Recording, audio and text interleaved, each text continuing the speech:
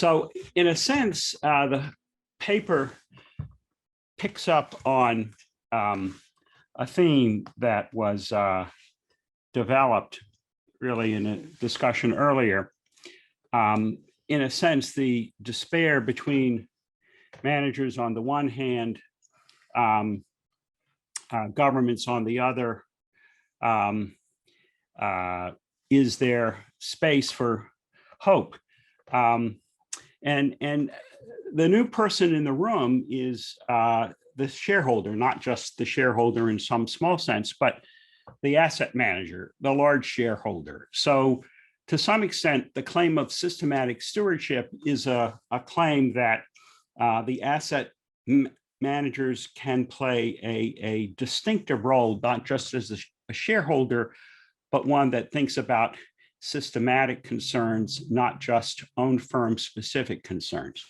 And so at another level, a news hook here is a surprising event. One of the biggest firms, ExxonMobil, basically 3 directors were added to the board.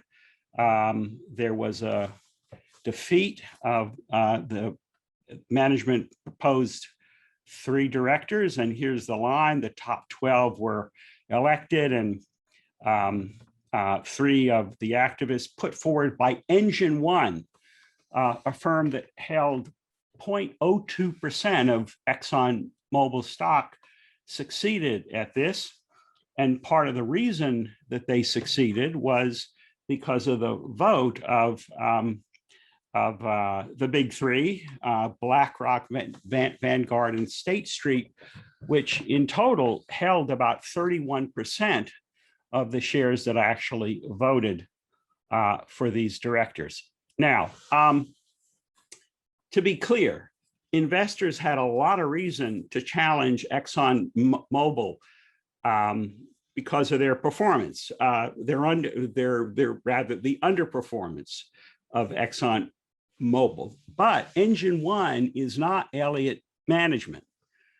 It's not a standard hedge fund energizer.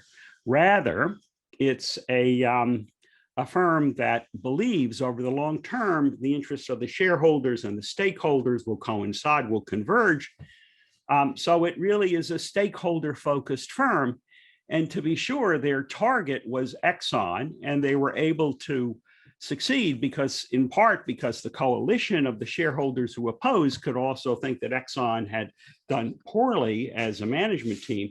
But nevertheless, I think the best way to understand the votes of the big 3 can really be as systematic stewards trying to apply a different model of voting behavior in light of the nature of their portfolio investment, which has a very high level of diversification. So the idea of systematic stewardship is this. It takes the core idea of modern portfolio theory, which is that investors are trying to maximize risk-adjusted returns, not expected returns. And that portfolio diversification, we can eliminate idiosyncratic risk, but not systematic risk. And for that reason, focusing on specific firms in the portfolio, the upside is limited because those firm-specific interventions are idiosyncratic. So therefore, for a fully diversified investor, like an index fund, the way to improve risk-adjusted returns is by the effort to reduce systematic risk. So the critical move here is that this is not a trade-off model. It's not a model that says asset managers should accept lower returns in exchange for climate preserving values out of some sense of socially responsible investing. Rather, it would claim that a systematic risk like climate change, mitigating that risk will enhance risk-adjusted returns. And so we're not engaged here in socially responsible investing, but rather we're driven by finance theory in the hunt for the best risk-adjusted returns, nor is this a claim that universal owners will internalize all of the the externalities, there's an overlap where the interests of the systematic steward and those of the society coincide. But it's a finance theory-based conception of welfare, not a general theory.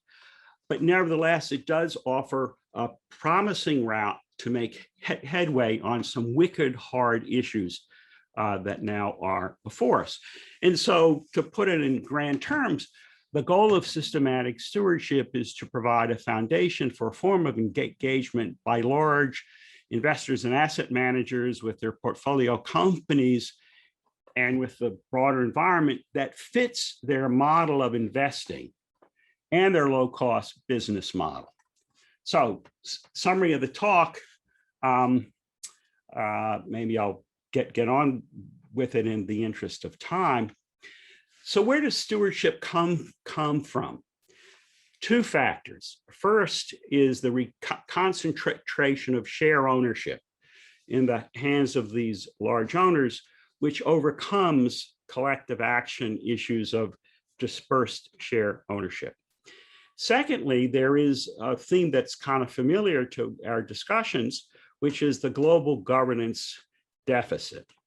These large firms are both the cause, the global firms are the cause and and both part of the solution to many wicked hard issues. Shareholders have power over firms that are otherwise too big to govern. So the shareholders, unlike country, have transnational governance rights. I think that's a distinctive feature.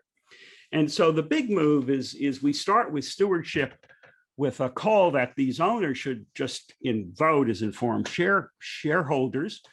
That I associate with the Bebchuk-Hurst position, but actually it's morphed into a call of their accepting additional responsibility, especially in the EU, with the focus on sustainability. So again, I want to say this is not just about the universal owner, because I think we have to appreciate that given the distribution of share ownership, who owns these shares, there's going to be a difference between the interests of the shareholders and society at large. Nevertheless, there is significant overlap. That's the value added here. And there's also risk that governments will begin to load responsibilities on these firms that go beyond what I think the business model sustains. And the EU is a perfect example of that with sustainability and the particular directive that's on offer. So let me just say, again, a little bit more about stewardship, particularly in the United States, and where the business model, I think, is a constraining factor. Asset managers are rewarded for superior relative performance, measured in stock market returns. They compete on the basis of lowest fees. And so what we see is a high level of diversification.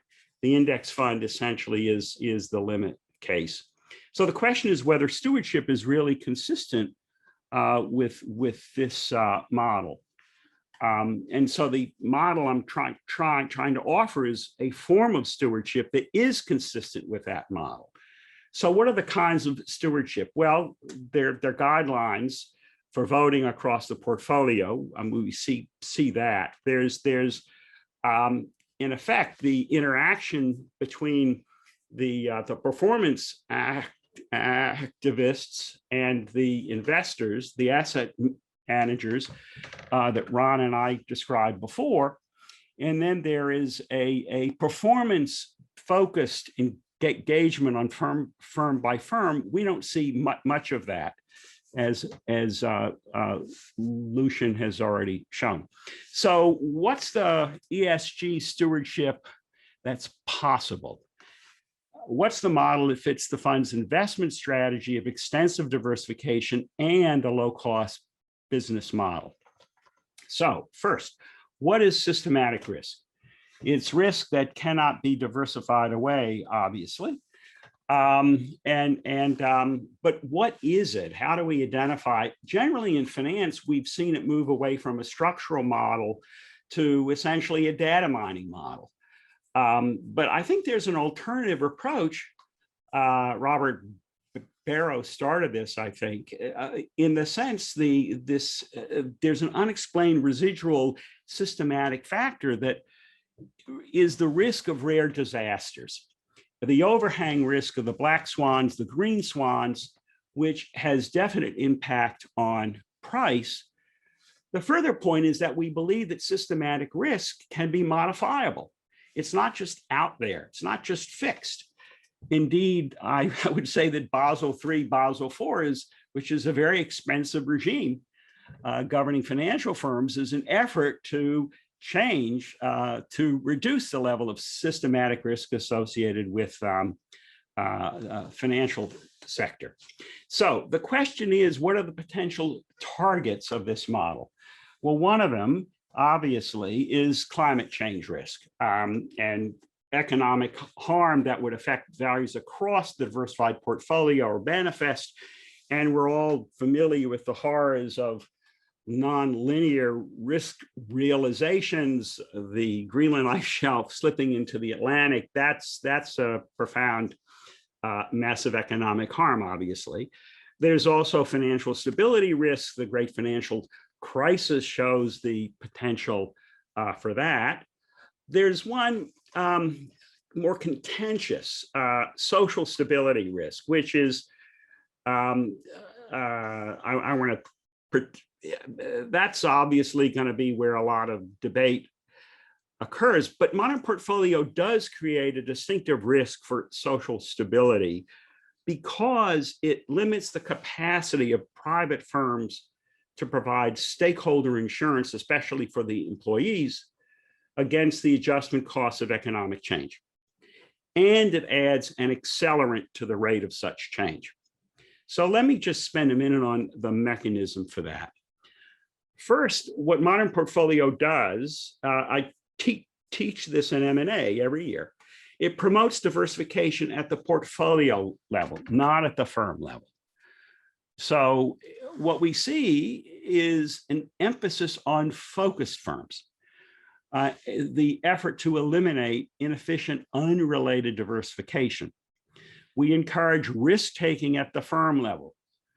The shareholders are diversified at the portfolio level. They want risk-taking at the firm level, which means that there's going to be a higher rate of firm failures or the need to contract. So what's the result?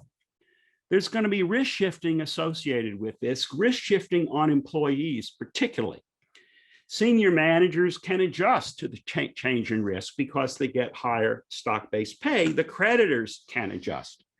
But I haven't seen any evidence that the employees adjust. So what it means is that the firm can't now credibly supply lifetime employment insurance, and the business cycle will be shorter than the career cycle.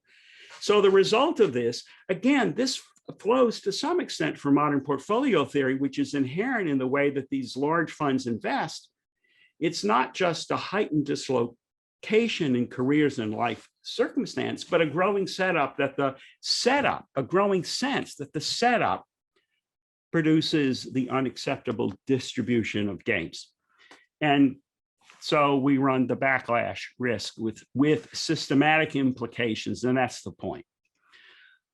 So how would we implement systematic stewardship? Well, there are basically three strategies, one of which is that we could empower the ESG activists through voting. The Engine 1 case is a clear example. We could empower the managers through voting. So, for example, if exercising their business judgment discretion, managers wanted to have a soft regime vis-a-vis employees or build housing or whatever, conceivably a systematic steward could vote against the activist who would be going after the management team. A third way is that the asset manager could take actions on its own initiative. These are portfolio-wide through guidelines as to how they would vote on specific shareholder proposals, or perhaps firm-specific proposals or proxy contests, which would obviously be the most aggressive. So the argument that I make is for prudential reasons, politically prudential reasons, 1 and 3, which is to say to vote, as in the Engine 1 case, as a shareholder for some shareholder who's got directors who may have a different agenda. And 3A, which is to say you have your guidelines and then you vote again in response to initiatives put forward by others, seem to me dominating 3B, which is the most aggressive form of action by asset managers.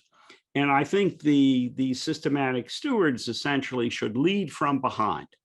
They make clear how they're prepared to vote on proposals put forward by others, but they should be exercising their power merely as voters. And in a sense, the Gilson-Gordon model here of the performance activism applies in the same way to potentiate asset manager voice as applied in the ESG setting. The activists will be presenting proposals if the asset managers think they satisfy their systematic assessments, then they can vote in favor of them and therefore determine the success as to how an Engine 1 type proposal will go. The final point I want to make is to rebut the common ownership critique, because I think that's very important. So the argument in general is that coordinated action by large common owners will raise price, reduce output, and what we see is classic antitrust harm and the reduction of consumer welfare. The irony, of course, is that the action by common owners acting out of systematic stewardship will also raise price, or could well, and may reduce output. Gasoline prices may go up as the supply goes down.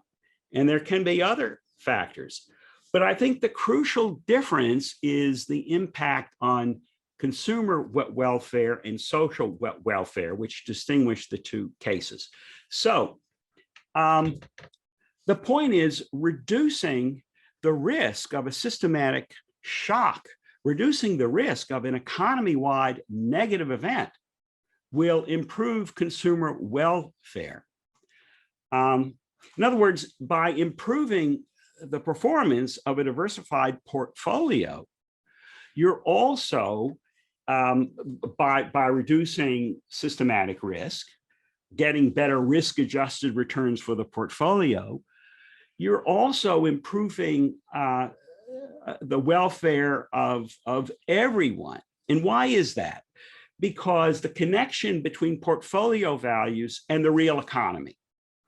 The damage to the portfolio values or the gain to the portfolio values are associated with damage or gain to the real economy, meaning the livelihood of everyone.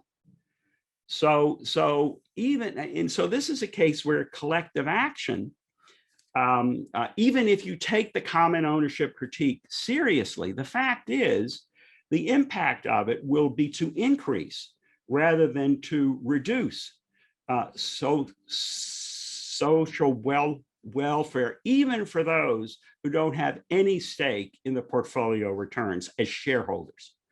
And so the claim is this is attacking this kind of interaction ought not be the objective of antitrust policy. There's a flip as well to the common ownership point. So given governance deficit and give the systematic threat, climate change, and which is an existential threat that governments are having trouble dealing with, we need every tool we've got. And the exercise of power by common owners is therefore a virtue, not a problem. So if, in fact, the asset managers and the large owners do have influence over these firms in ways governments do not, then The willingness to engage on the systematic dimension may make common ownership and the wielding of power of common owners a positive, not a negative. In other words, you need parties both with diversification to see the need to reduce systematic risk. They have vision on systematic risk precisely because of their broad diversification, and it's their heft as owners, massive owners, that gives them the power to promote systematic risk reduction.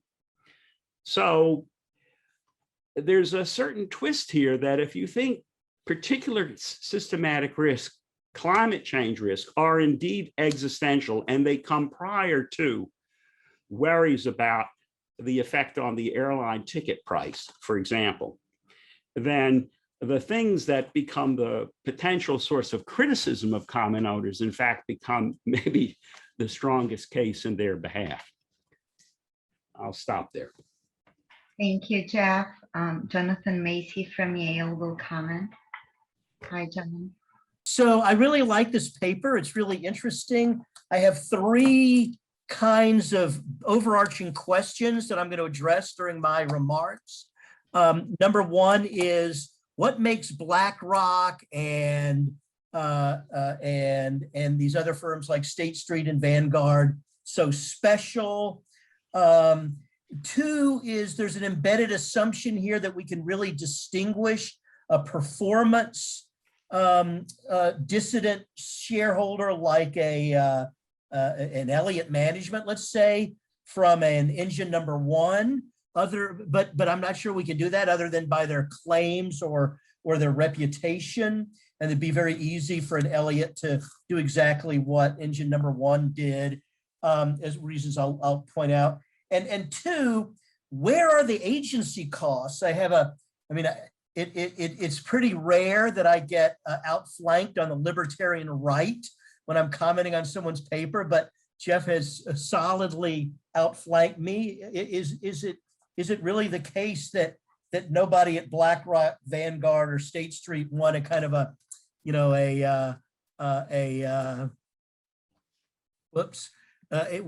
to have a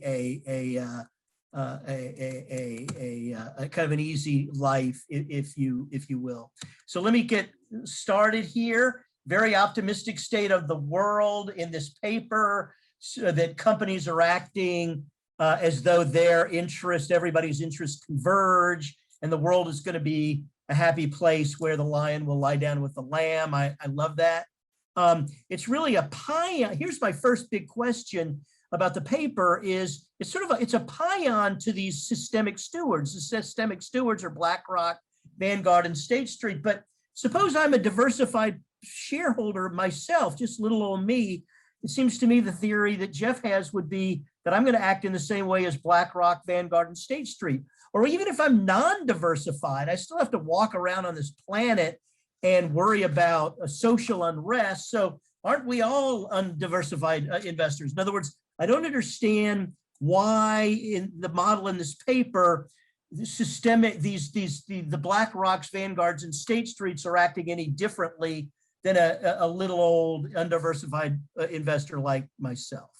I want to say, so the goal of the paper is to understand, defend a remarkable event in corporate history. I want to look at this engine number one initiative and say, is it so hard to understand? Is it even remarkable?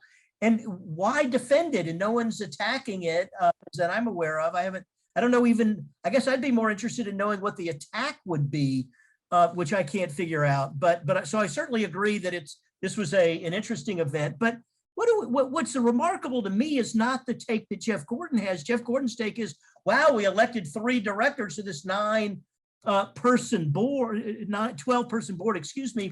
To me, what was remarkable is we elected these other guys. Like, what in the heck is going on here? The company lost $22 billion in 2020. It's gotten dropped from the S&P 500. Here's a chart of the share price performance. There's been a little bit of a kick lately attributable by everyone I've been able to read to the activist campaign. But this is, the red line is Exxon and the blue line is the S&P 500. If there were ever a poster child for an activist investor on purely shareholder wealth maximization grounds, I would think that Exxon would qualify. I totally get Jeff's point, and he's absolutely right. There's a lot of rhetoric in the campaign about, well, what we care about stuff, but what I want to know is, I looked at Exxon's annual report. These guys are wildly share price performance compensated. They had even in the last 3 years these very significant efforts to motivate management through share allocations. This is not and there was no indication that I got that that we would have any change in that, or there could be at least any rewinding. Also, it's kind of a normal company, profit maximization. With respect to the S in the ESG, and I'll get to the G in the ESG in a minute, Exxon is expecting $200 million in charges for job cuts in 2021. They laid off 1/10 of its workforce, mostly in Europe, in order to produce cost cuts. This seems to be it is a kind of another general point that I have, which is that I think that Jeff is really maybe onto something with respect to the environmental part of ESG. I'm not sure that his model has as much predictive value with respect to the social part, or the wealth and income disparity part that we know about. So there's, other than what engine number one said, and the way that hopeful people glommed on to their rhetoric in the election, I'm not sure that we can really distinguish engine number one for even much on their rhetoric from a kind of shareholder wealth maximizing kind of model. They seem a little bit like your garden variety. I guess I call it value investor. Jeff referred to it as a performance investor. Same thing. Is they have a long-term commitment to cutting underproductive capital expenditures, increasing free cash flow, strengthening the balance sheet, securing the ability to cover its dividends. This is not, this is Warren Buffett talking. It's not Che Guevara, I guess I would kind of say here. Similarly, but what I want to turn to now in my last remaining few minutes here is Jeff Gordon is 100,000% right. Something is going on here. And I think one thing to focus on, what I would focus on, is not necessarily so much BlackRock and Vanguard, but I would focus on the timing of this. People say, well, there's been other constituency statutes forever. There's nothing really new going on. I think Jeff Gordon is 100% right. There is something really important going on. The 2019 statement of the Business Roundtable really was a sea change. Those guys had been saying for decades, we're all about profit maximization. Now we care about ESG. So what is it? If we have a change, what is it that's caused this change? My view is we're in the midst of, and in a kind of a what I would call a pathetic but still undeniable libertarian turn. And the turn is not that we think the private sector is so great. It is that particularly if one looks at when this occurred in 2019, this big switch, we have a view that the old system didn't work. And something we have, and this is, I'm very, very interested in our non-US participants' take on this, but I would say from a US perspective of somebody who teaches corporate law, there's been this kind of what I would describe as a not at my table kind of approach to corporate law teaching, which is, I'm teaching corporate law, a student says to me, well, what about the environment? What about this massive inequality in wealth and income? And I'm saying, well, this is a corporations course. Those are great questions. You really need to take employment law if you're interested in that, or workers' rights, or take the class in environmental law. And corporations are out there, they're obeying the law, but we have this kind of rigid compartmentalization with respect to the issues that are at the fore of ESG investing. And what we see is that this compartmentalization doesn't work, that it doesn't work in a practical sense, that the government is going to step in and solve environmental problems, or the government's going to step in and deal with wealth and income inequality. So this is sort of a bastion of last resort, in a way, the ESG turn, and it represents a kind of, in my view, desperate but hopeful attempt to decompartmentalize corporate boards. The other thing I would have to say is another issue with respect to why now is we have a great confluence of private interest, right? You've got management interest in the quiet life, turning off the intense focus of activist investors and others in share price performance and leading a happier, easier life, and the interests of course, environmentalists and the like in trying to deal with the environments. So another question I have, and I don't know what to make of this exactly. This is a small point, really, but the model that we have of BlackRock and the others, Vanguard, State Street, is kind of a no agency cost model. These guys don't have any private interests. They're just maximizing the value, lowering costs, and maximizing the value of a diversified portfolio. It could be that this is a way, so in terms of adding a little agency cost flavor to this, maybe the idea is that BlackRock, Vanguard, and State Street, by engaging in this kind of activism, are able to justify higher costs. So there may be a private interest element. Does not detract at all from what Jeff Gordon's point is. I think a very good point, because this kind of activism is not free, and if people are willing to pay for it, then they are. But I think time will tell as to how much they're willing to pay. The other thing is, there's some lessons about the way these people act that I think get a little bit of short shrift in this paper. And the story that I want to tell is during the 07-08 financial crisis, there's a lot of evidence that people at BlackRock and Vanguard and State Street, they realized that allocating space in their portfolio for highly rated by credit rating agencies, CDOs and residential mortgage-backed securities would give them higher returns, but the returns were really not as devoid of risk as the credit ratings seemed to indicate.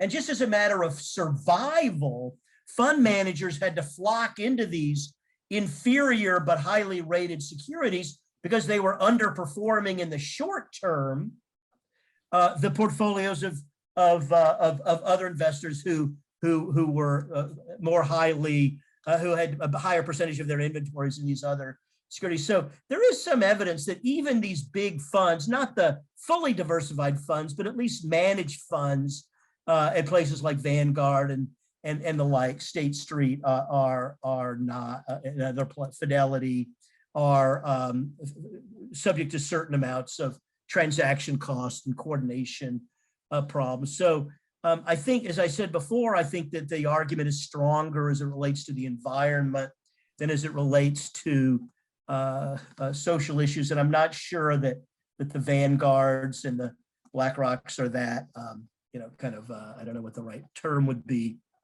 but as free of agency cost as we might think that they are. So just by way of conclusion, I think that the recent success of the ESG movement is attributable to a confluence of private interest of management with a secular loss of confidence in the ability of government to address, much less to solve, these important problems of the day. And this loss has played it conveniently into the hands of corporate managers who wish to avoid accountability and have a little bit of a quieter life. I leave with an overarching question, which is, why can't I do as good a job as an individual, a diversified investor as the BlackRocks, Vanguards, and State Streets? But Jeff Gordon, thank you for a really interesting and provocative and important paper, and I look forward to the discussion. A couple quick thoughts. The ExxonMobil anecdote is not formally part of the paper. I was just being a little cute in a way, and I certainly agree that there are many performance-related reasons to shake up that board, but it was Engine One, and their pitch was not the Elliott pitch or the Starboard pitch, right? They want to transform ExxonMobil in a way that is driven by a climate change related view. So I don't think it's traditionally performance driven, and it could well be that BlackRock et al. Would have voted for Elliott management, but you know, I do think it's motivated by their concern about wanting to strike a blow for what I'm regarding as this systematic risk of climate change, and ExxonMobil is a pretty strong symbol of that. The point you raise about the fate of the undiversifieds is I think a serious one, right? So, I mean, in general, there are two ways that a diversified investor or a portfolio investor can improve risk-adjusted returns, one of which is increasing expected returns across the portfolio or elements of the portfolio, and by reducing systematic risk. And so part of the reason that I think asset managers support the traditional performance-based activists is precisely not just that they think they're going to achieve anything, given the idiosyncratic elements of it, with regard to a specific firm's performance, but of the governance externalities associated with the activist success, in the way that all firms in the portfolio are better governed, or have more of a shareholder focus, if you want to put it that way. So the undiversifieds already are at risk of a portfolio investor.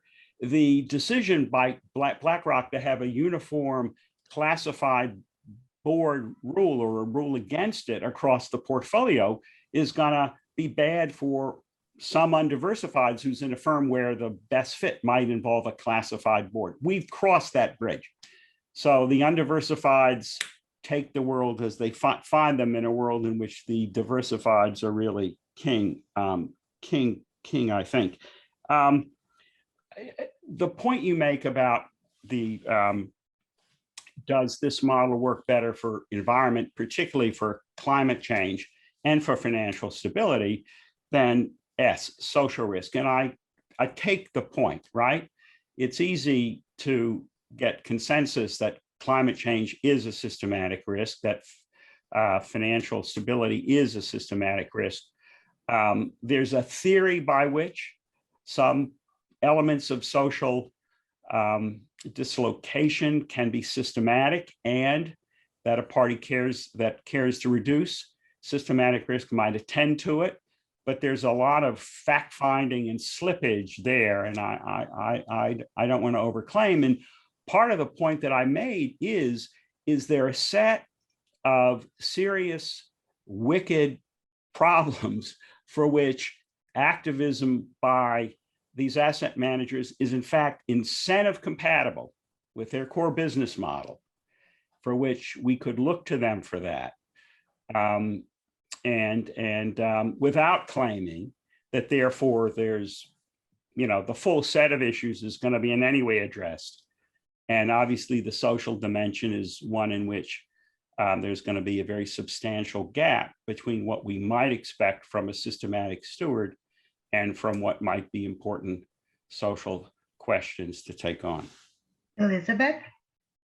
Thanks. This is a fantastic paper. And I take the key point on systematic stewardship to focus on producing risk-adjusted returns by reducing systematic risk. My question relates a bit to the internal-external theme of the comments. And my question is whether the scope of your theory, Jeff, is only for how asset managers of index funds should respond to governance issues like voting on board elections and shareholder proposals and whatnot, or if it's actually can be understood as a broader way of understanding what many shareholders might want.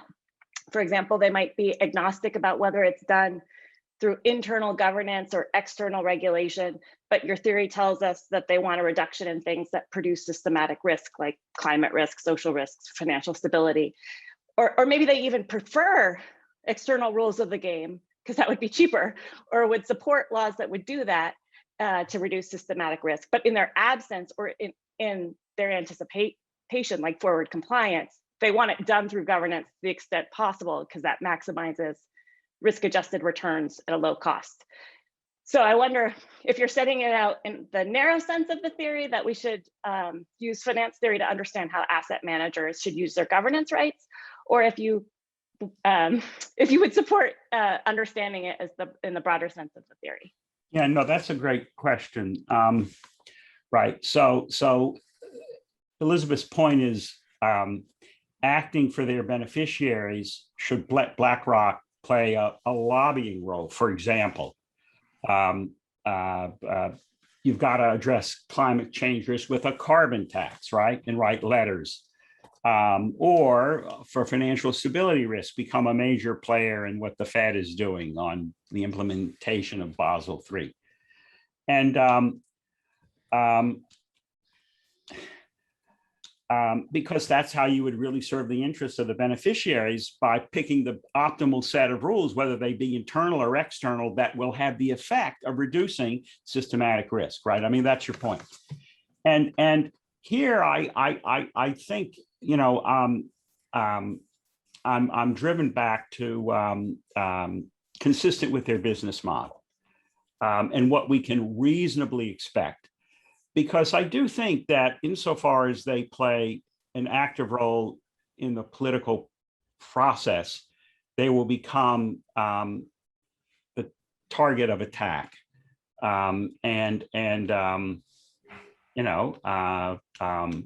So there's leading from behind in a certain way. I do think the only thing we can legitimately expect of them is to play the internal role. And your point is well taken that that's second, third best relative to an external set of rules like carbon tax. But you know, I just don't think we can overclaim what the realistic possibility of these investors are going to be able to do in a sustainable way that, as I say, doesn't result in a massive attack that blows up their ability to act as the provider of low-cost diversified investment products for their beneficiaries. Tobias? Yeah, thanks, Jeff, for a very inspiring paper. Let me push you a little bit. I think I buy the basic incentive story that, you know, risk-oriented investors certainly care about these problems because they're systematic. I mean, the World Economic Forum, not exactly a bunch of sandal-wearing activists, is also listing 5 out of 10 most important risks to financial stability to be climate-related. So I think this is totally understood. But I think there's one aspect which makes portfolio investors potentially not the ideal candidates to push for a full greening of the economy, simply because macrofinance models, so integrated assessment models, teach us one thing. There's a trade-off between pushing for green investments or pursuing a green investment strategy on the one hand in order to reduce the systemic risks that you're talking about, and on the other hand, foregoing some of the diversification benefits that you can reap if you also invest in brown assets. And if you look at the time horizon that many of the asset managers are explicitly stating that they're pursuing, it's unclear whether over the next decade, green assets will automatically and systematically outperform brown ones. And therefore, I think this concern that there's a trade-off which might not be present in John's individual investors who care about the environment. That I think is a realistic concern, which beyond everything that has been said is also worth considering. So I mean, I take your question being what do we think about an index fund that divests from brown investment? Right. I mean, not only that, also if you're pushing, all your portfolio firms to become greener, but there are some others that are still brown out there, then you have the same effect. But I think you got the point. Yeah, the way I'd like to frame that, I was once chair of the Columbia Advisory Committee on Socially Responsible Investing, and John has a similar role at Yale, and we receive petitions for student divestment proposals all the time. And to my way of thinking, the ExxonMobil case shows why divestment is probably a bad idea. And it is precisely because voice is as ESG intermediaries now arise. There now is the occasion for the expression of institutional voice on that dimension in a very meaningful way. And my feeling is that the effect is not only in the potential to change the behavior of any single firm, but to change the politics within which these external decisions are made, to come back to Elizabeth's point. So I think one of the best carry-on effects of of what's happened at ExxonMobil, yeah, they may run their business better following John, but if they're going to be subject to a climate change sensitive regime all of a sudden, then their political foot dragging on this entire issue could well reverse. If we're going to have to play by the climate change sensitive rules, and by God, every competitor in this business is going to have to do that. And ExxonMobil is very powerful politically. So if you think that, firms that are now face a change are going to want level playing field, then all of a sudden the political environment in which resistance has been manifest may well change, because again, we're now bound, and so we're going to push for uniform rules for everybody, and so that to me changes the way to think about divestment, because it's not just are we sullying ourselves with returns on a brown asset. It's sort of how do we affect systematic change, and both we can vote now, it seems, to affect the behavior of individual firms, which in turn will have the political carryover that I think is necessary in this area. But the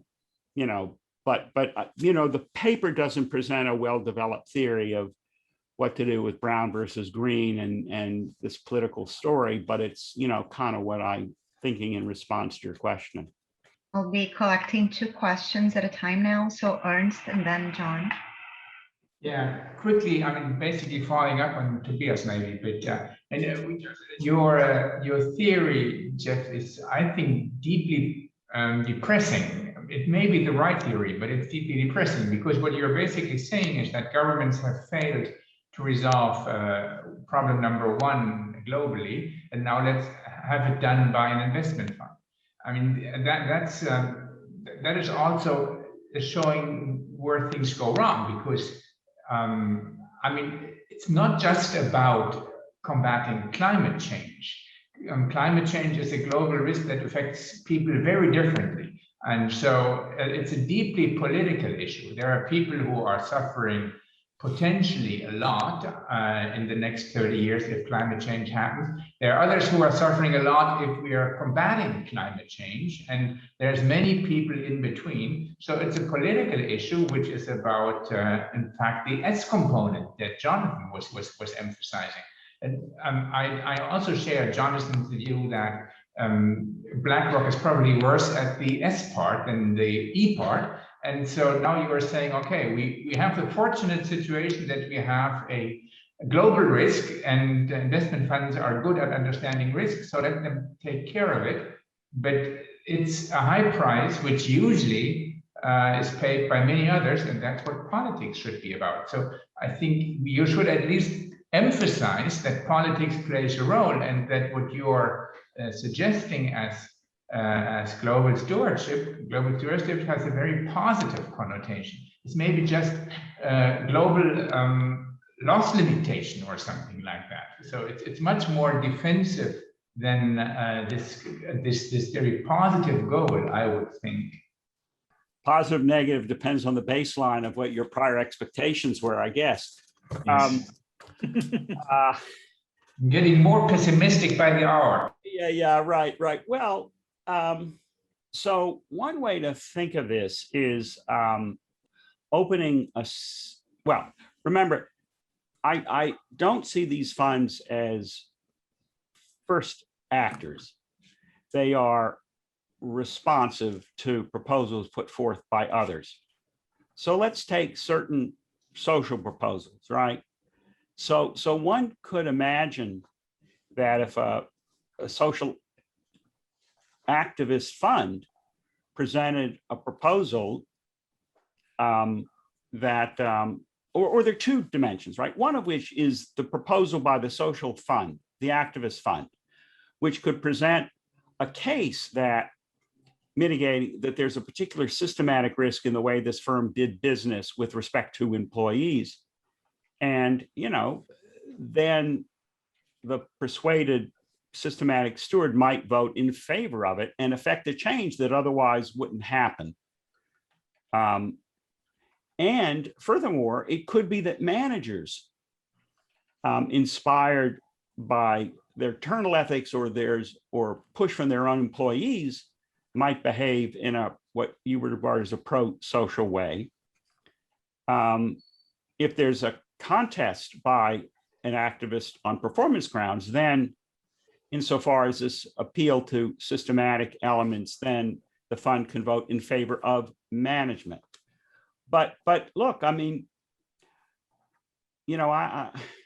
this was offered as a happier alternative to the rather grim discussion between Ron and Lucian earlier, in which governments were completely frozen and there's nothing to be done. My point is that there's an actor with potential power who at least is concerned about a certain set of very important risks, and who would find it, this is the claim, understood in its interest to act, to be receptive to and act in favor of the mitigation of those risks, and that in turn, here the climate change point, could have a positive catalytic effect on politics, which is frozen because some of the actors here see no reason to resist, change their obdurate behavior. If the shareholders force them to, then they themselves may play a different role politically. So I see it not as, as more optimism than less. And it's as I say, it's not a nirvana prescription, but it is a definite way in which you think funds that have a purely economic interest can nevertheless play a positive role in the addressing of serious global social and climate problems, for which at the moment we don't really have a great set of tools. I was just quickly going to say, in a way, this is like we're looking at the steamship Earth and its foundering, and Jeff is saying, there's some life rafts out there, and maybe we should take a look at that and see how far we can get on those life rafts, because certainly. So in that way, I'm sort of on team Jeff Gordon, that this is kind of an optimistic way of looking at things. I had a couple couple of quick questions, Jeff. I don't know if there'll be time to answer, but we can talk later. But one is, of course, the portfolio model you're looking at looks at risk-adjusted returns. The Enron case is sort of a happy case where we're reducing risk and increasing returns. So it's kind of a no-brainer, but won't there be a lot of kind of marginal cases where we're reducing risk, but we're also reducing returns? Yeah. And, sort of the outcome of the model becomes a little bit trickier. The other thing is, and this is, I've come around to your way of thinking a lot in this comment session, thinking that one thing that these BlackRock vanguards are doing is they're taking a situation where you might have a management that's highly on a path-dependent managerial course. They have a lot of human capital in a particular managerial strategy, which is, dig for oil and stuff like that. And this is a way of breaking that log chain in a very important way. So that's something that occurred to me during the question and answer that I think is in a way helpful to your project. So thank you. Right. Yeah. Jeff, if I may, I would like to have the last questions since we are running out of time. So Marco and then Chris Havazi. Yeah, this is just a quick comment on what Elu said. Let's not forget that we have lived through a time where leading politicians said "my country first," and there are still politicians who say this. And in that sense, globally diversified investors who care about the future of the planet because that's their financial interest in addition to their ethics. That actually sounds pretty good. Now, it might be depressing that we need investors to care more about the future of the planet than some of our elected politicians. But maybe there might be a positive feedback loop here, and then these people who care about the planet because they invest in the planet, that they actually might influence having governments elected that also care about the planet. That's at least, maybe the hopeful scenario. Chris? Oh yeah, thank you. This is kind of dancing around similar themes to what Jonathan and Elizabeth have been asking about. And I was just curious that there seems to be kind of an underlying theory about the proper scope of action for the systematic stewards here. So for example, in the paper, you talk about the importance of reducing social instability to systematic stewards, but then you narrow it to only social instability caused by financial instability. And so it seems to me intuitively that the systematic steward would care about almost any source of social instability that could affect financial markets, as opposed to only the ones caused by financial sources themselves. And so I was wondering if this paradoxically would lead to a situation where financial stewards might move broadly into both public sector and private sector lobbying, because basically all studies show how effective it is in terms of increasing returns per dollar spent on lobbying. I meant to say that the social dimension was not limited to financial instability. That is to say, one could imagine, indeed, the whole setup of modern portfolio theory, I think entails a major risk shift. And I've elsewhere argued that this calls for a new form of social insurance to match the private sector element here, but insofar as one could identify, so suppose a smaller version of Google is challenged for building housing for its employees or for the community, then a systematic steward could well decide to defend that management or vote in favor of it against the challenge that, hey, you're burning shareholder money here. So I don't mean to limit it to the financial stability case. And your point about, the leverage effect of money spent in politics, that's a version of Elizabeth's point, which could well be true. But my concern is the sustainability of a politically active BlackRock over time. Just because I think once you inject yourself in a very point of the spear way in politics, you put a $1 trillion business at risk. So that's again part of why, this is there's a positive here, but it's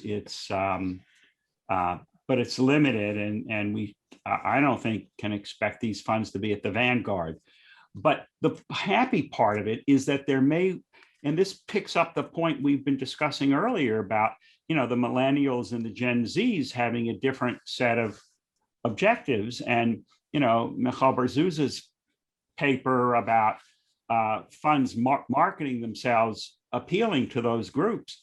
Well, those funds can put issues on the shareholder agenda and begin to shape a discourse in which the systematic elements associated with their proposals become more salient and get more reflection, and perhaps become, a basis for a consensus that this is a reason why they ought to be adopted. So it's to open a space for a different understanding of the way that institutional investors can play a role without thinking that they're going to be really at the vanguard. As I said, they're going to lead from behind. And part of the role of others is to help frame a structure within which they are the majoritarian owners. And but they have to be persuaded. And so, there is a space here, I think, on this dimension that they could be persuaded. I would say thank Jeff and Nadia for a terrific panel. This was a terrific conference. And so I'll now call Henry Hansmann for his final remarks. So I want to say that this moment brings the end of our formal portions of our 3 days of conferences here. And on behalf of Yale University and the Yale Law School, I want to thank all of you for this year's, and all of you who participated this year, for submitting papers, for commenting on those papers, for chairing sessions, for refereeing, and for submitting those papers to begin with, and for moderating the various sessions. I also want to thank the two other sponsoring organizations again, the ECGI and its affiliate, the GCGC. Of course, everybody who's had anything to do with ECGI and GCGC knows that they're essentially front organizations for a single person, Elaine McPartlin, who actually organizes and runs these meetings all by herself. And she generously lets the rest of us indulge in the pleasant fantasy that we're actually doing something useful. So for that, she deserves very special recognition. So I thank you all, and I look forward to seeing you again next year in June in Oxford, where I hope we'll meet in the flesh and not just virtually. Enjoy yourselves until then and be well. I'll just ask Tobias maybe to say a few final words. I'm happy to do that. I mean, we've had 3 welcome addresses, which is too many. Now we have 2 goodbye statements, which is also too many, but let me keep it to the minimum and just add one thing. So first of all, thank, of course, Henry and his team at Yale for putting together this great 2 conferences, which were definitely a success. I've said that before, but now we have robust empirical evidence that it's really the case. And the second thing is, in addition, I want to qualify some of the thanks that Henry has just said, because Elaine is great. We all know that. Marco is great. We all know that, but they're not exactly alone. There's also Noreen Khan and Vanessa Paget, who have been working tirelessly in the back, and they've been done all the dirty work of putting together guest lists, collecting papers, promoting, tweeting, preparing videos at the scene. Maybe not that great for all of us, but anyway. So the thing is, there are some more people that we have to thank wholeheartedly. And then again, I also hope to see you again in person at Oxford next year. 3rd and 4th of June are the set dates. Thanks and stay healthy.